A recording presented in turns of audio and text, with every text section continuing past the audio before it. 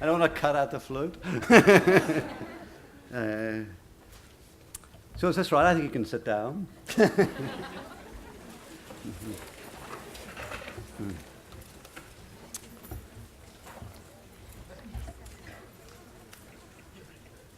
So welcome everyone on this beautiful, beautiful Irish day.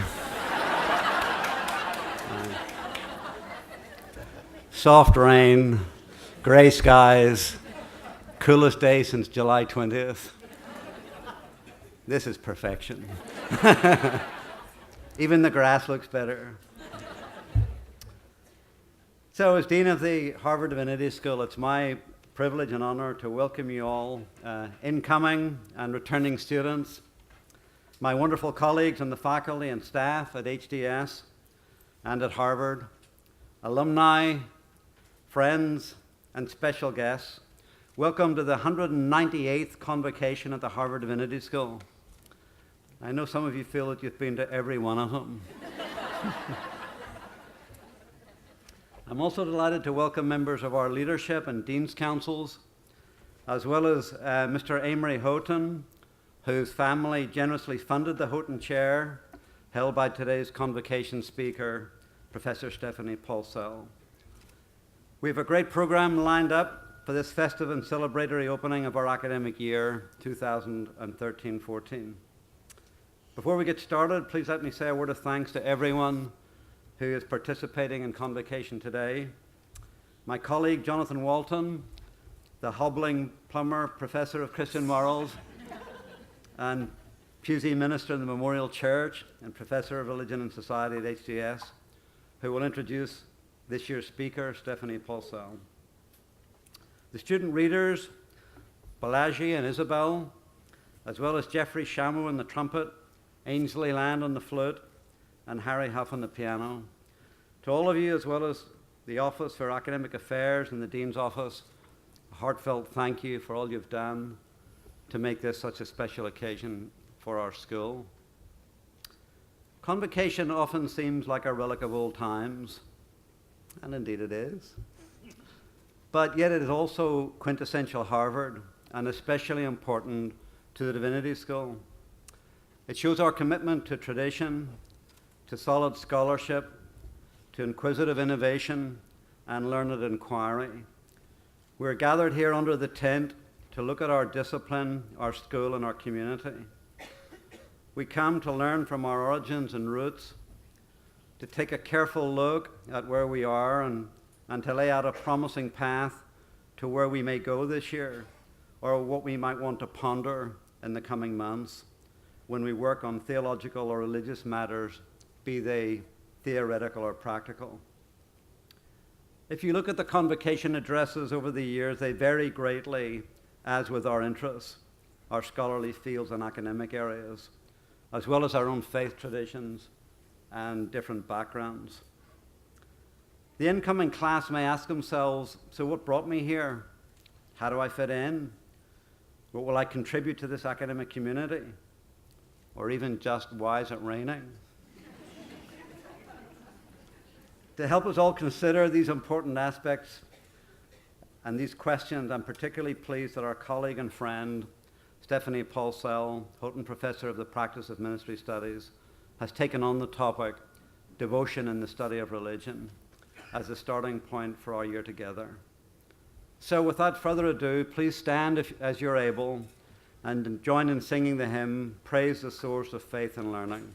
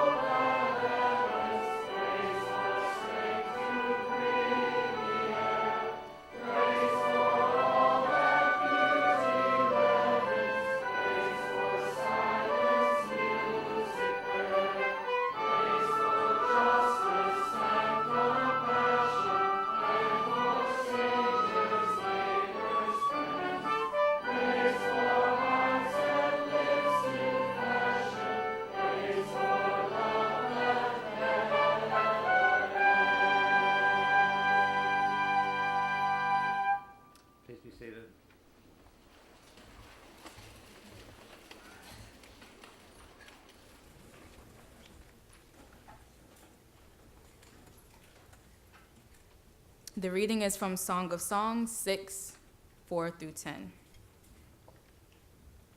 You are beautiful as Tirzah, my love, comely as Jerusalem, terrible as an army with banners. Turn away your eyes from me, for they overwhelm me. Your hair is like a flock of goats moving down the slopes of Gilead. Your teeth are like flocks of ewes that have come up from the washing.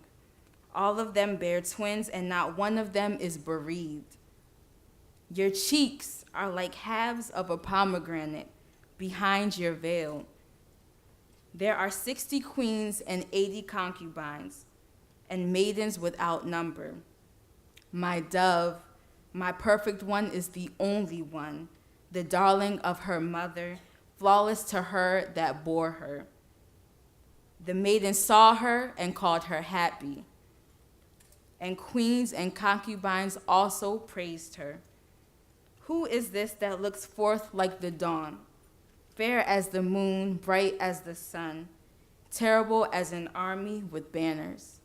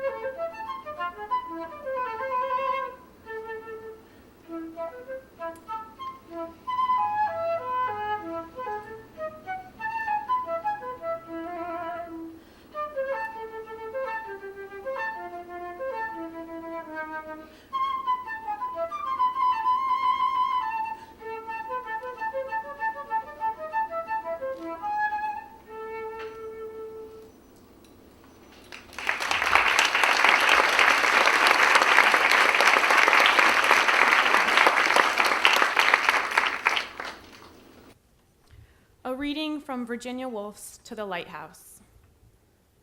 Lily Briscoe seemed to be standing up to the lips in some substance, to move and float and sink in it. Yes, for these waters were unfathomably deep. Into them had spilled so many lives, the Ramseys, the children's, and all sorts of waifs and strays of things besides. A washerwoman with her basket, a rook, a red-hot poker, the purples and gray-greens of flowers. Some common feeling held the whole. It was some such feeling of completeness, perhaps, which, 10 years ago, standing almost where she stood now, had made her say that she must be in love with the place. Love had 1,000 shapes.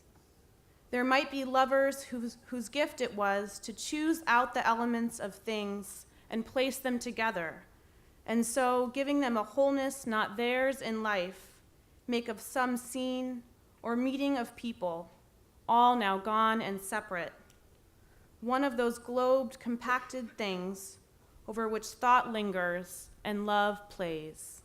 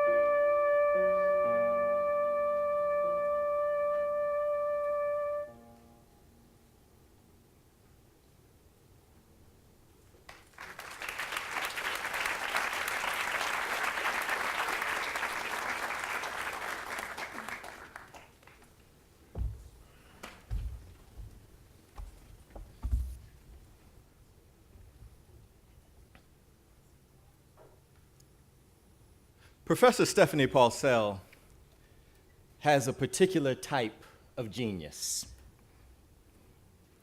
We know that she is, to borrow a phrase from our colleague Amy Hollywood, wicked smart.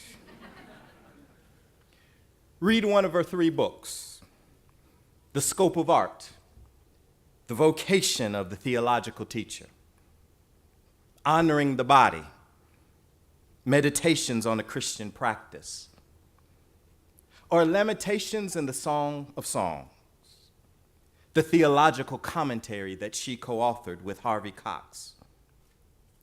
And you will witness her interpretive ability and keen theological mind jump from the pages.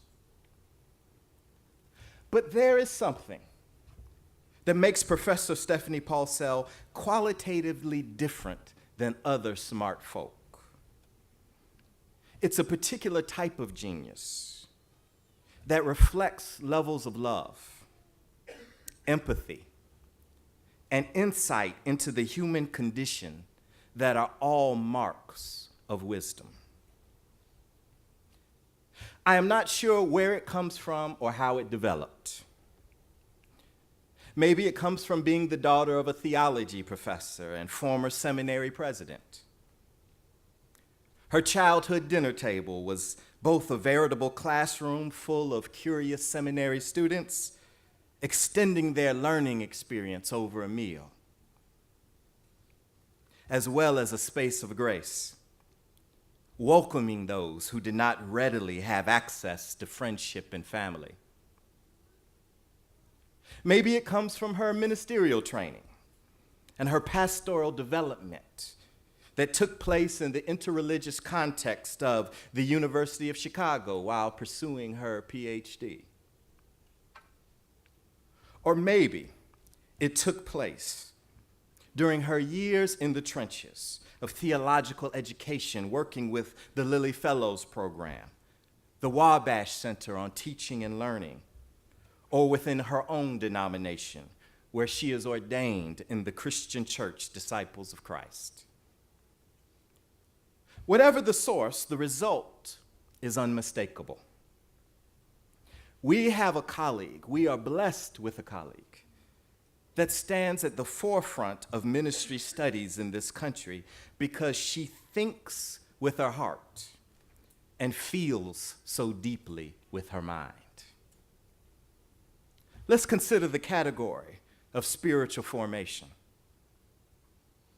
For her, her brilliant insight is not just an extracurricular activity. Spiritual formation cannot be reduced to that which is tied to field education or engaging in other forms of ritualized practice that we may deem as sacred. But rather, Professor Paulsell teaches and models the ways we can reimagine the quotidian academic activities as always and already spiritually formative. When we, as faculty members, attend to the thoughts and ideas of others, encourage our students to enter into passionate yet respectful dialogue, and when we seek to interrogate and expand ways of knowing, our lives indeed take shape. But more importantly, we help to foster the conditions for our students to fall in love with ideas and gravitate toward ultimate concerns and perennial existential questions that have stitched humanity together from time immemorial. This, my dear friends, is so necessary in the world that we live in. It helps her to see flickers of potentiality and the light of grace even among the darkest hours, looking for love in things that can be seen as well as admiring love even when it's hidden. The way she wrote so eloquently in her regular column of the Christian Century immediately following the Boston bombing. Alongside the terrible losses was the quiet work of love that inspired others who gave of themselves in such heroic and courageous ways. That which is not readily seen, but yet is still experienced. This is the gift she passes on to our students. Hope in the unseen. Devotion in the task of religious studies. This is why, as one of our second-year students put it, Professor Paulsell exemplifies everything that makes HDS special. She's kind. She's committed to academic rigor, and is available with an ear and a heart. With that said, I introduce to you the Houghton Professor of the Practice of Ministry Studies, an affiliated minister in Harvard's Memorial Church, Reverend Dr. Stephanie Paulsell.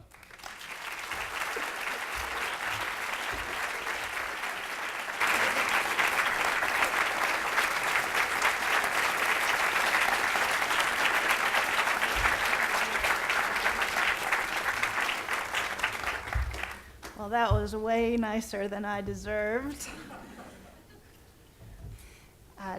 My beloved colleague, Jonathan Walton, shared his church with me this summer, and I'm grateful to him in so many ways for his colleagueship here. So thank you very much. And thank you, Dean Hempton, for inviting me to give this year's convocation address.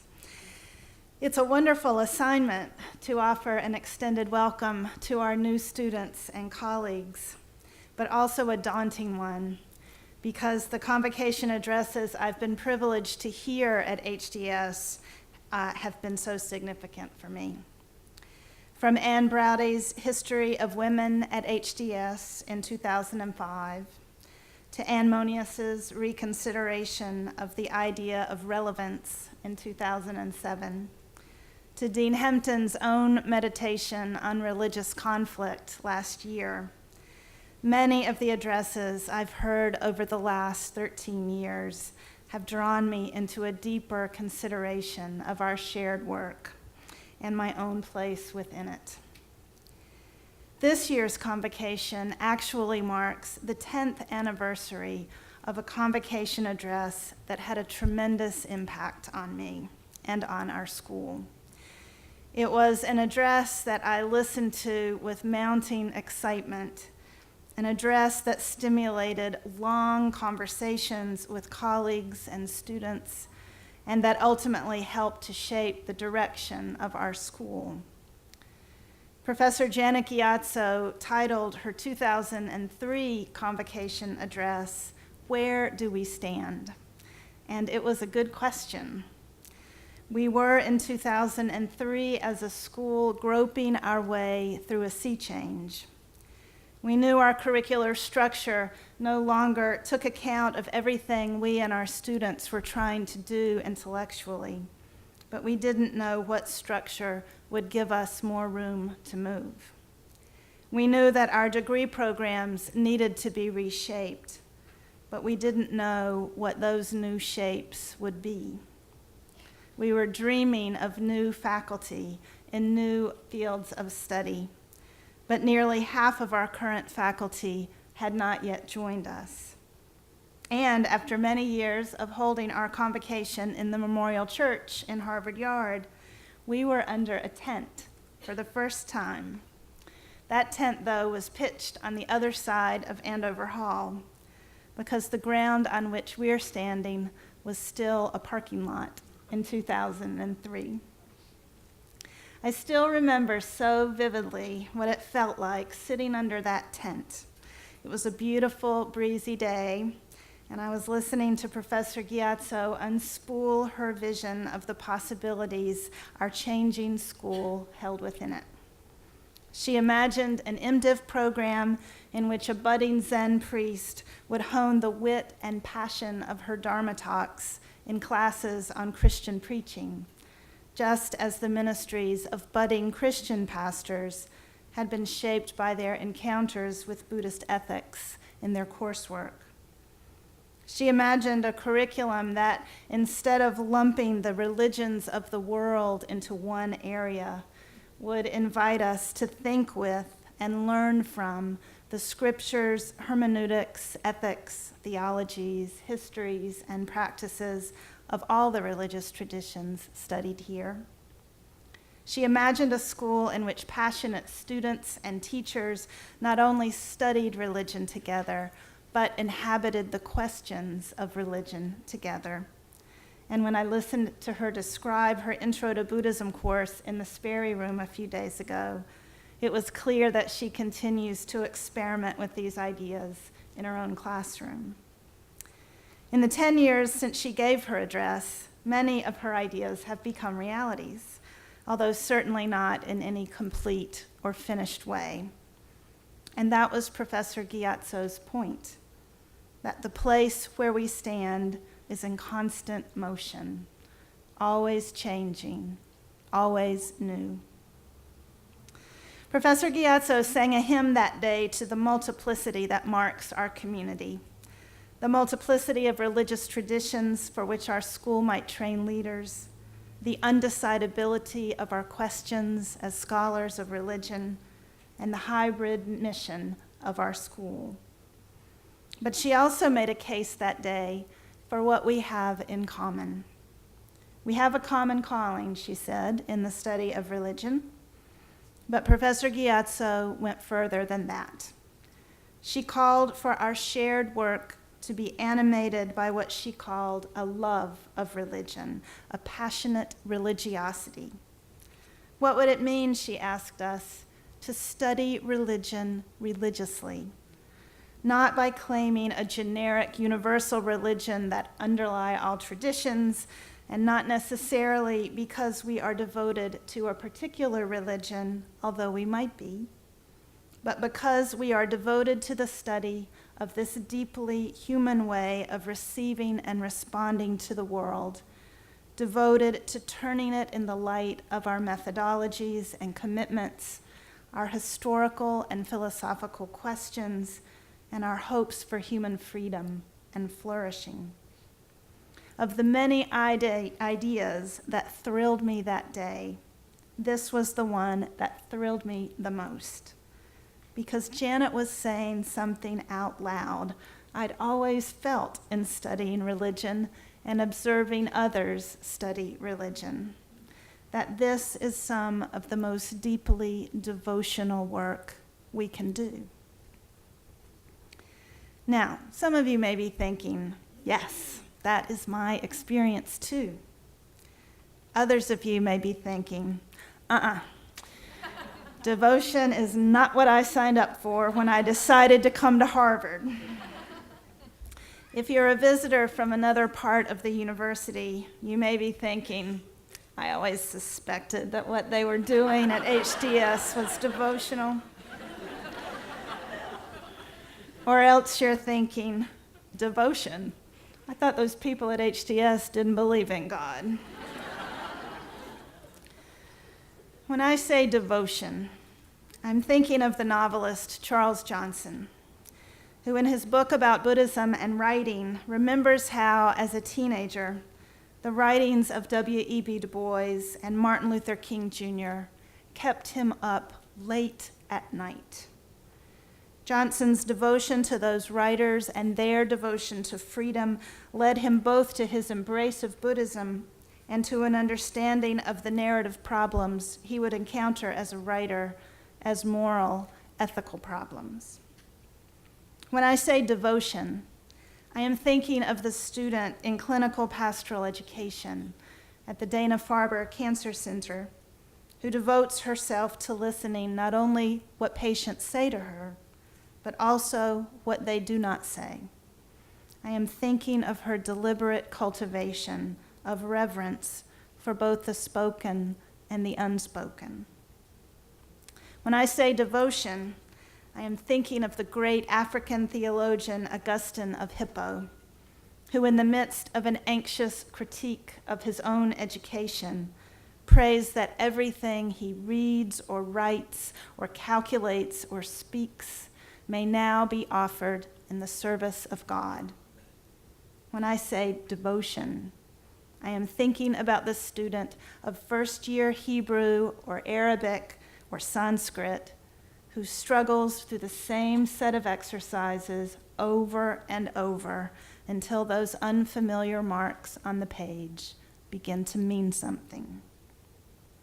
In other words, there are as many manifestations of devotion in the study of religion as there are those of us who study it. Or as Virginia Woolf's character, the artist Lily Briscoe, puts it in the passage from To the Lighthouse that Isabel read for us, love has 1,000 shapes. Now, following Janet Gyatso's call to experiment with the love of religion as an animating force in our work, I'd like to try to describe two crucial dimensions of what I'm calling devotion in the study of religion. You can be devoted to the study of religion as well. Drawing from sources which may not seem at first to belong together. The Song of Songs, the beautiful poem of erotic love tucked away in the Hebrew Bible between Ecclesiastes and Isaiah, and the work of the great modernist writer Virginia Woolf. Woolf may seem an especially unlikely candidate for a teacher of devotion, since she was not religious in any sort of conventional way, although God is invoked far more in Woolf's work than in the Song of Songs, where God is nowhere mentioned. But I have learned a great deal about devotion from her and from the Song of Songs and from reading them together.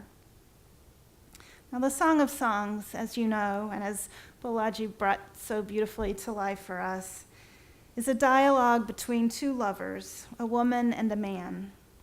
The opening line is spoken by the woman, "Let him kiss me with the kisses of his mouth." And the lovers spend the rest of the poem trading words back and forth, praising each other's beauty in ever more inventive ways, exploring the erotic possibilities of their relationship and of language itself. Now, modern readers, particularly Protestant Christian ones, sometimes regard the song as an oddity. Elizabeth Cady Stanton, the great 19th century American feminist, is representative of such readers. She called the song a mere love poem, the religious interpretations of which were only an excuse for including it in the Bible in the first place. But for devoted readers over the centuries, the Song of Songs was a key, hidden at the heart of the Bible, capable of unlocking its secrets. It was a fathomless pool of meaning one could swim and swim in one's whole life long and never sound the bottom. It was a garden in which one might encounter God walking in the cool of the day.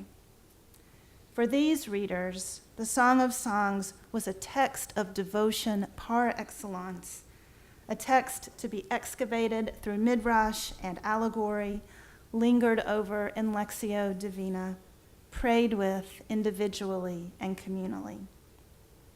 The Song of Songs is a small poem that has generated its weight in commentary many, many times over. And its capacity to mean many things at once accounts, I think, for its tremendous generative power. So does its beauty. It is so beautiful, the 16th century Spanish mystic Teresa of Avila once wrote, that even when I hear it in Latin and can't understand the words, it still moves me more than devotional texts that I can understand. Commentators like Teresa and many others, from the authors and compilers of the Midrash Rabbah to the Cistercian monk Bernard of Clairvaux, were drawn again and again to the song. Not, I think, to explain away the presence of an erotic poem in the Bible. There's just too much brilliant commentary to have been generated by that thin purpose. But because they recognized in the desire of the lovers for each other something akin to their own desire for God. Now, in the passage Balaji read for us, it's the man's voice we hear. When the woman speaks in the song, she often addresses herself to her lover's absence. Where are you, she asks again and again, seeking him outside in the fields, in the streets of their city, under the blazing noon sun, and at night. The man, on the other hand, addresses himself to his lover's presence, which he finds overwhelming. And in order to cope with it, he praises her one part at a time: her eyes, her hair, her teeth, her cheeks. If where are you is the woman's question, who are you is the man's. Who is this that looks forth like the dawn, fair as the moon, bright as the sun, terrible as an army with banners? The unknowableness born of devotion seems to me at the heart of what this poem is trying to say. That no matter how intimate we are with one another, we always remain mysteries to each other. As Bernard of Clairvaux put it in one of his many homilies on the song, there is always something farther out or farther in. The lovers in the song are so beautiful, and the poet makes us see that beauty in all its shining glory. But the lovers are also more than their beauty, more than the sum of their glorious body parts. And that more is difficult to comprehend and describe, but it is as worthy of our devotion as what we can see and know. That unknowable more that is at the heart of intimate love is also at the heart of the study of religion. Whether we are scholars of the New Testament or 12th century India, whether we have excavated our sources from the past or interviewed them in the present, Whether our questions are pastoral or scholarly or a combination of both, there's always something farther out or farther in. That's why devotion is such a necessary part of our work, because the more we devote ourselves to what we study, the more our familiarity with it both deepens and recedes. The greater the care we bring to our work, the more we can sense dimensions of the texts and ideas and objects and people we study that remain beyond the reach of our analysis. Now, the lure of the unknowable, of course, is a great generator of scholarship. All of our incomplete attempts to understand each other, all of our methodologies which both reveal and conceal. The best scholarship is marked both by the profound knowledge that comes with devoted study and the humility that acknowledges the limits of our knowing. The most elegant, convincing arguments are never completely watertight. Who could believe an argument that actually was? But always they leave a door open or a window onto possibilities that we had not yet imagined. This is also true of ministry at its most humane. The 6th century Christian theologian and reluctant Pope Gregory the Great, whose book on pastoral care our new MDivs are soon to read, defined ministry as the art of arts. Why? Because of what is hidden from even the most wise and compassionate minister. Because, as Gregory writes, the wounds of the mind are even more hidden than the wounds of the body. That is why Gregory teaches that one pastoral approach will not meet all the human needs which ministers are asked to address, because there is always something further out or further in. And not only the best scholarship and the best ministry, but also the best art is marked by the unknowable more revealed through devotion. When Lily Briscoe, the artist of To the Lighthouse, tries to capture the object of her devotion, Mrs. Ramsay, in a painting, she thinks to herself, 50 pairs of eyes were not enough to get round that one woman with. One wanted some secret sense, fine as air, with which to steal through keyholes and surround her where she sat knitting, talking, sitting silent in the window alone, which took to itself and treasured up like the air, which held the smoke of the steamer, her thoughts, her imaginations, her desires.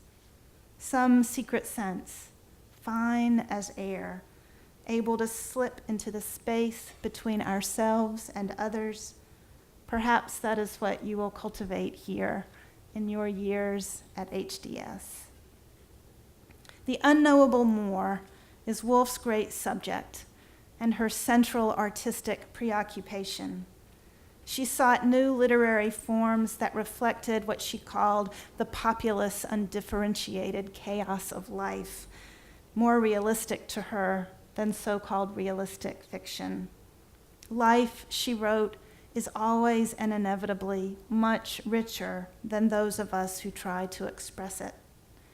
In her novels, Woolf reached toward the unspoken, undescribed parts of human experience, the interior treasure and the unseen part of Clarissa Dalloway and Septimus Warren Smith, Mrs. Ramsay's wedge-shaped core of darkness, the unacted part of the characters in between the acts.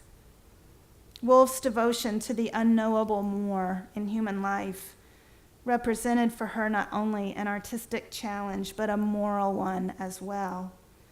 95 years ago, almost to the day, in the last months of a war that would take tens of millions of lives, she wrote in her diary that the reason why it is easy to kill another person must be that one's imagination is too sluggish to conceive what his life means to him, the infinite possibilities furled in him. Just as she imagined in 3 Guineas a new university that would teach its students not to love war, her literary project cultivates nonviolence by asking us to consider what is hidden in every person. Now, if you think this sounds a little like religious work, I agree. Woolf herself was the child of two very famous Victorian agnostics, and Woolf herself had no interest in joining any religious institutions, feeling in religious settings dulled and bothered by the obstacle of not believing. Unlike her friend T.S. Eliot, whose conversion to Anglican Christianity scandalized her, Woolf never felt that Christian faith was adequate to the spiritual needs of her age. As her character Bernard says in her novel The Waves, the certainty, so sonorously repeated, of resurrection, of eternal life, was too neat, too confident, too tidy. Like Bernard, Woolf trusted nothing neat, nothing that comes down with all its feet on the floor. When it came to religion, she much preferred the sadness at the back of life that she found in ancient Greek thought and literature to what she called Christianity and its consolations. Now, Woolf was the daughter of agnostics, but she was also the granddaughter and great-granddaughter of activist evangelical Christians, known for their passionate commitment to the eradication of slavery and for the practices of devotion which gave shape to their lives.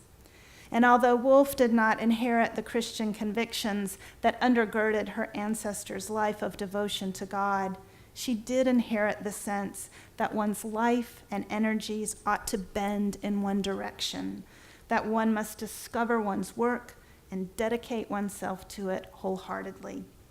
From childhood, Woolf committed herself first to a long apprenticeship as a writer, and then to a long career as a path-breaking author of 8 novels, 5 works of nonfiction, volumes and volumes of literary criticism, short stories, letters, and diaries.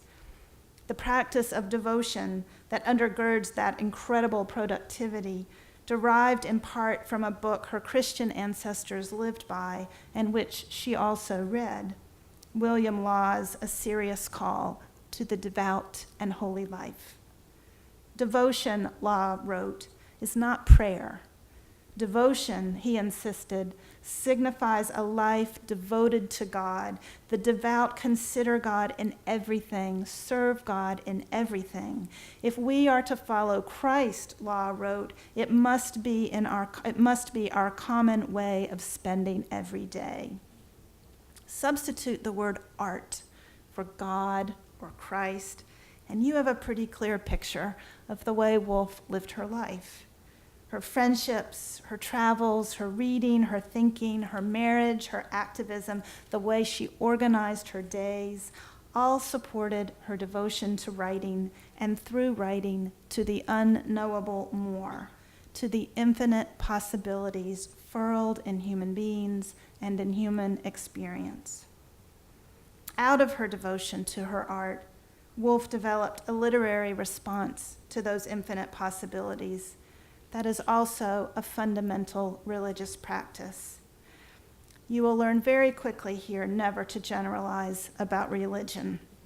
So here's some concrete advice. Never begin a paper or even a sentence with words like in every religion or for every religious person. But I am going to go out on a limb and say that there is no religious person, no matter how literally they read their holy book, no matter how convinced of a particular set of propositions, who does not create their faith or their religious account of the world through some kind of assemblage, some kind of mosaic making with fragments and words and images, music and dreams, stories and histories, theological ideas and bodily experience. Religions are mosaics themselves, their emphases falling in different places as they move through history, encounter new cultures, intersect with particular lives. The making of a whole, a globed, compacted thing, through placing fragments in new combinations, was at the heart of Woolf's literary experimentation throughout her life.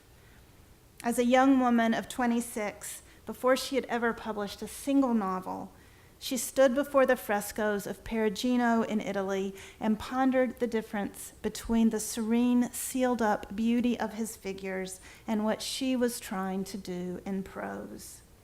"I am after a different kind of beauty," she wrote in her diary, trying to achieve a symmetry by means of infinite discords, some kind of whole made from shivering fragments. 20 years later, Into the Lighthouse, her most autobiographical novel, Lily Briscoe describes the work of creation from disparate elements as her vocation, as the work of a lover. It was the work Woolf had done in the novel itself, creating a work of art from the fragments of her parents' lives. She was the lover whose gift it was to choose out the elements of things and place them together, and so, giving them a wholeness not theirs in life, make one of those globed, compacted things over which thought lingers and love plays. As always in Woolf's writing, her literary preoccupations have ethical implications. When she spins out that vision for a new college in 3 Guineas, she writes that its aim should be not to segregate and specialize, but to combine. It should explore the ways in which the mind and body can be made to cooperate, discover what new combinations make good wholes in human life.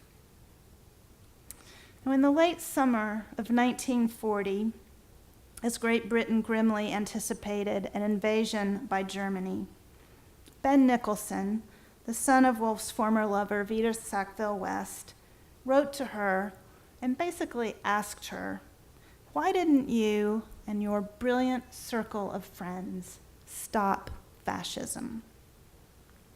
It wasn't an entirely fair question. Woolf's husband, Leonard, had helped found the League of Nations. Her friend, Maynard Keynes, had sought social reform through economics. She herself had, as she put it in a letter to a niece, tried to catch Hitler in his home haunts and prod him, if even with only the end of an inky pen. She meant by this, I think, that she tried to fight the ways in which fascism manifested itself in her own society, especially through the oppression of women and the inaccessibility of education to any but the very privileged. And she tried to do this by organizing for women's suffrage and teaching night classes for working women and writing her great feminist works, A Room of One's Own and 3 Guineas. But it's a question that you can tell got under her skin. The only drafts that exist of any of her many 6 volumes of letters are drafts of the letters she wrote back to Ben Nicholson. Indeed, that question seems to have been under her skin before he even asked it. In her extended meditation on the origins of her vocation as a writer that she wrote around 1939 and 1940, she describes the conception that drives her to write as the sense that there's a pattern hidden behind the cotton wool of non-being, and that we are all a part of it. She expresses these convictions in the cadences of a creed. It is a constant idea of mine that the whole world is a work of art, that we are parts of the work of art. Hamlet or a Beethoven quartet is the truth about this vast mass that we call the world. But there is no Shakespeare, there is no Beethoven. Certainly and emphatically, there is no God. We are the words. We are the music. We are the thing itself. This conception of reality, she wrote, affects me every day. I prove this now by spending the morning writing, when I might be walking or running a shop or learning to do something useful if war comes. I feel that by writing, I am doing what is far more necessary than anything else. As American warships gather off the coast of Syria, you may be asking yourself if the study of religion is the thing that is far more necessary than anything else.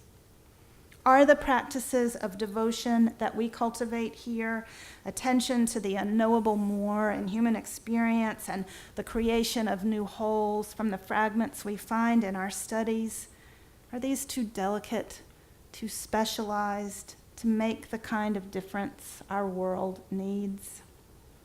We were provided just yesterday with an example of the power of precisely these devotional practices when the country observed the 50th anniversary of the March on Washington and Martin Luther King Jr.'s I Have a Dream speech, a speech that reflects Dr. King's devotion both to the study and practice of religion.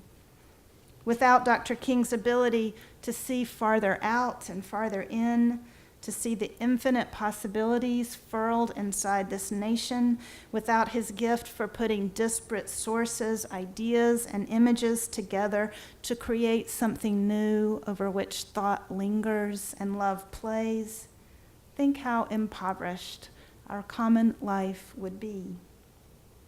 But if that example feels too monumental to think with about your own life and work, think of something more recent. Think of Antoinette Tuff, the bookkeeper at the McNair Elementary School in Decatur, Georgia, who last week talked a man who had entered the school armed with an AK-47 and 500 rounds of ammunition into laying down his weapons and surrendering before anyone got hurt. After a summer in which the killer of an unarmed African-American teenager argued that fear justified his shooting of the child and was found not guilty by a jury of his peers, Antoinette Tuff's ability to reach across the boundaries of race and fear with the whole of her humanity feels like a miracle. What made her so skilled and so compassionate when confronted with a heavily armed young white man who told her he wasn't afraid to die? What allowed her to see the infinite possibilities furled in him rather than seeing him as an all too familiar type? What made it possible for her to speak to him as if he were a member of her own family, to call him baby, to tell him she loved him, to promise to stay with him until the police arrived and make sure they didn't shoot him? I've never been so scared in all the days of my life, she told the 911 operator when it was all over. But why didn't fear drive her actions? Who is this that looks forth like the dawn? Now, Antoinette Tuff is obviously a remarkable person with deeply nonviolent instincts and a lightning-quick ability to bring the whole range of her experience to bear on a dangerous situation. And the mystery of her skillful, compassionate response certainly can't be solved by me. But we do know some things. She had been trained in crisis response by her school. She drew on her own experience of hopelessness, sharing stories of her own struggles with the gunman, reminding him how human it is to feel that you have come to the end of your rope. And she was able to make use of a religious practice that she had learned from her pastor. The previous Sunday, she has told several interviewers, her pastor had begun a sermon series on how to anchor yourself in God. It so inspired her that she got up early on Monday morning to study. By the time the gunman walked into her school on Tuesday morning, she had been practicing anchoring herself in God, praying on the inside, no matter what was going on around her. She could pray for him and talk to him at the same time, and that is what she did, anchoring herself in God in the midst of chaos, keeping the gunman in view as a struggling human being, as clearly as she could see the danger that he posed. Now, the practice of praying on the inside, of anchoring oneself in God, has a long history. It's a history you might learn here. It's been passed down through classrooms and communities, teachers and ministers, scholars and pilgrims and mystics. Antoinette Tuff learned the practice from her pastor. Future pastors, take note. And we have learned from her something more about the infinite possibilities furled both within human beings and also their religious ways of responding to the world. Holding onto her humanity in the face of genuine danger, she offered the gunman and all of us a fresh glimpse of our own. Now, nonviolent, compassionate possibilities are not the only possibilities religion holds. And keeping particular practices alive through study is not the only thing scholars of religion or even lovers of religion do. But there's a common feeling as fine as air running through the poetry of the Song of Songs, the novels of Virginia Woolf, the genius of Antoinette Tuff, and hopefully your work and mine. A devotion that cherishes the unknowable more in human beings and human experience itself. A devotion that responds to that unknowable more through creativity, through assembling the shivering fragments of what we study into new wholes that open new perspectives, cast new light, allow us to draw a little closer to what is just out of our reach, both in others and in ourselves. This is slow, even painstaking work. It keeps us up late, and it wakes us up early. It sets us on a permanent quest.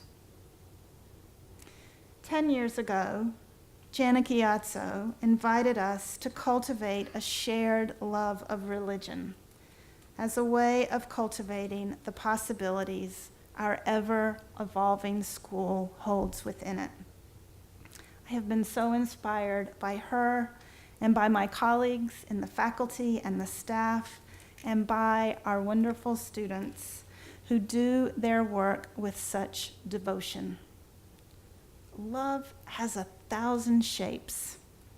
We are the lovers, like the scholars and artists, the pastors and parishioners, the activists and pilgrims who have gone before us, whose work it is to explore the mysteries of our shared humanity, to reach out for the unsayable from the fragile bridge of language, and to create something from our studies that invites both thought and love. It is a joy and a privilege to begin a new year of this work of devotion with all of you. Thank you very much.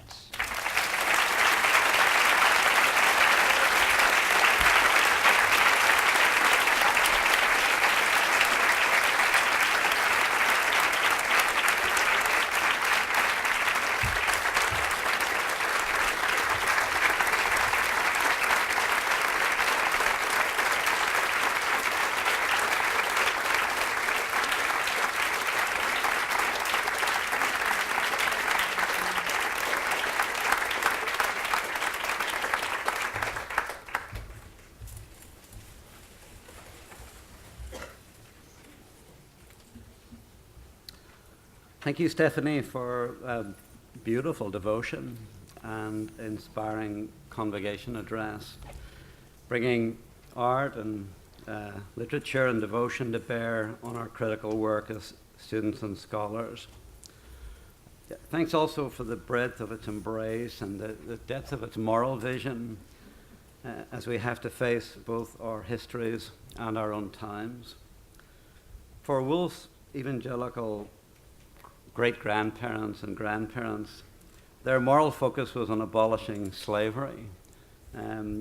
Great-grandfather drafted the 1807 Abolition of the Slave Trade Act, and her grandfather drafted the 1833 Abolition of Slavery. That's a good gene pool. So for them, it was the focus was on abolishing slavery. For Woolf, the challenges were 2 world wars and the rise of fascism that she prodded with the end of her inky pen. For Martin Luther King Jr., it was racism and segregation. But then for us, as religious and ethnic conflicts and war clouds loom yet again, what will we prod with our inky pens this year? But for now, it's a time for celebration. These are for Stephanie, right?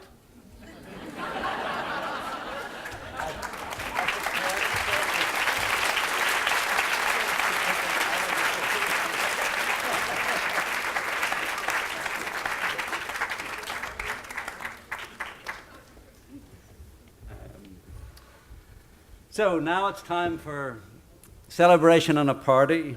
I want to invite everyone to a reception in Rock Cafe. Come and join us. Eat, drink, and be merry. For tomorrow is the beginning of Labor Day weekend. And after that, life will get very serious. Thanks very much, and thanks, Stephanie. That was terrific. Thank you.